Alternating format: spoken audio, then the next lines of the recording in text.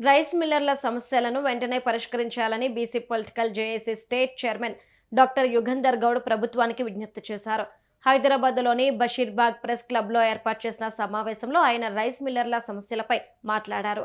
CMR అప్పగించినా కూడా రాష్ట్ర వ్యాప్తంగా 400 మందికి ధాన్యం కేటాయించకుండా సివిల్ సప్లై అధికారులు తీవ్ర ఇబ్బందులకు గురి చేస్తున్నారని ఆరోపించారు. గతంలో కెపాసిటీకి మించి కేటాయింపులు చేశారని, ఆలస్యమైన మొత్తం సీఎంఆర్ అప్పగించారని, సీఎంఆర్ ఇచ్చాక డిఫాల్ట్ ఏంటో ఎందుకో సివిల్ సప్లై అధికారులు చెప్పాలన్నారు.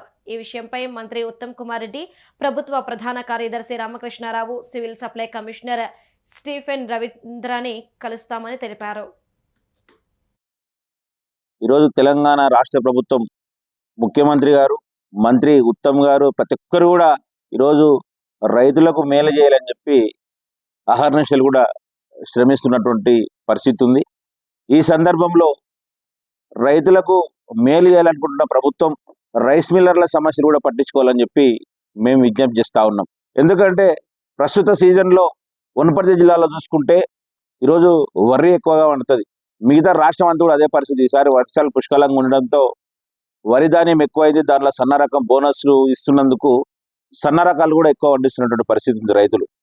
మరి ఈ మధ్యలోనే దాదాపు 79 వనపర్తి జిల్లాలో 79 మంది రైస్ మిల్ కూడా ప్యాడీ అలాట్మెంట్ చేస్తూ ఉన్నాం.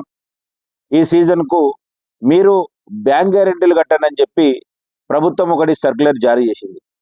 దానికి అనుగుణంగా మరి బ్యాంక్ గ్యారెంటీలు కట్టిన తర్వాత మళ్ళీ 39 మందికి మేము మీకు ధాన్యం కేటాయించట్లేదు, మిమ్మల్ని డిఫాల్టర్ కింద లెక్కేస్తున్నామని చెప్తుండ్రు.